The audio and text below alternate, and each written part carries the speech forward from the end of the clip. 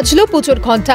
বৃহস্পতিবারে নেতাজি ইন্ডোরে পুজো কমিটিগুলির সঙ্গে বৈঠক করেন মুখ্যমন্ত্রী মমতা বন্দ্যোপাধ্যায়। উপস্থিত ছিলেন পুর নগরোন্নয়ন মন্ত্রী ফিরহাদ হাকিম, বিদ্যুৎ মন্ত্রী অরূপ বিশ্বাস, দমকল মন্ত্রী সুজিত বসু সহ অন্যান্যরা। এছাড়াও উপস্থিত ছিলেন মুখ্য সচিব, স্বরাষ্ট্র সচিব, কলকাতা পুলিশ কমিশনার, ডিজি সহ অন্যান্যরা। মঞ্চে দেখা মেলে ধর্মগুরুদের। বৃহস্পতিবার পুজো অনুদানের কথা ঘোষণা মুখ্যমন্ত্রীর। গত বছরের অনুদান ছিল ৮৫,০০০ টাকা, এক ধাপে বাড়ল আরো ২৫,০০০, বেড়ে হল ১,১০,০০০ টাকা, যা ঘিরে স্বভাবতই খুশি পুজো উদ্যোক্তারা। আগের বার ৮৫,০০০ দিয়েছিলাম, এবারে ৯০ করি।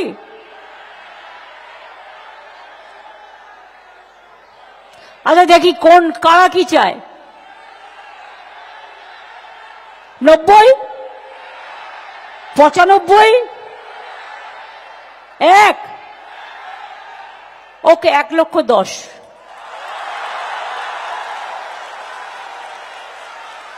একটা বড় অর্থনীতি। এই যে টাকাটা উনি আমাদের দিলেন, এটা কিন্তু সার্কুলেট হবে পুজোর মধ্যে দিয়ে। কারণ যদি আপনি ধরেন ৪৩,০০০ দুর্গাপুজো হয়, যদি ৫০ জন লোক থাকে, তাহলে কয়েক লক্ষ মানুষ এটার সাথে যুক্ত থাকে, এবং এই যে টাকাটা পুরোটাই কিন্তু খরচা হবে কলকাতা দুর্গাপুজোর মধ্যে।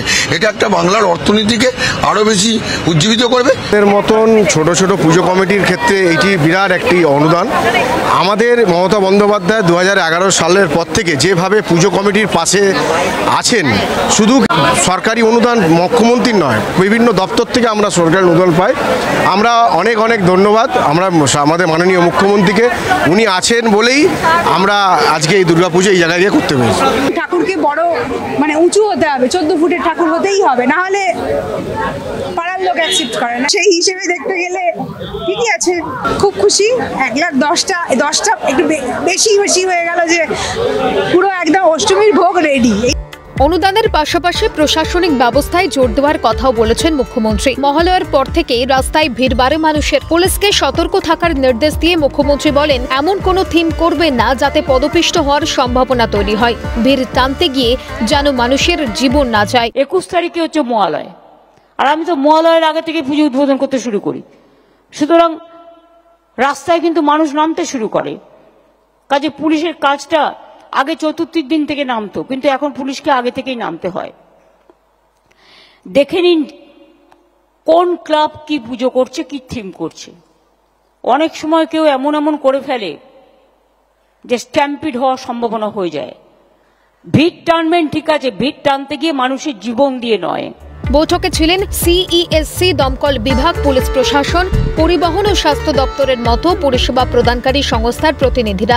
বিদ্যুতের বিলেও ৮০% ছাড় দেওয়ার কথা ঘোষণা করেন মুখ্যমন্ত্রী। পাশাপাশি ৫ই অক্টোবর পুজো কার্নিভাল এবং ২রা, ৩রা এবং ৪ঠা অক্টোবর বিসর্জনের দিন।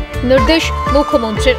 প্রথমে বলি বিদ্যুৎ, আমি সিএসসি যারা এসছেন তাদের থ্যাঙ্কস, কথা বলে নিয়েছি, এবং আমাদের পাওয়ার ডিপার্টমেন্টও আছে রাজ্যে, সারা রাজ্য জুড়ে।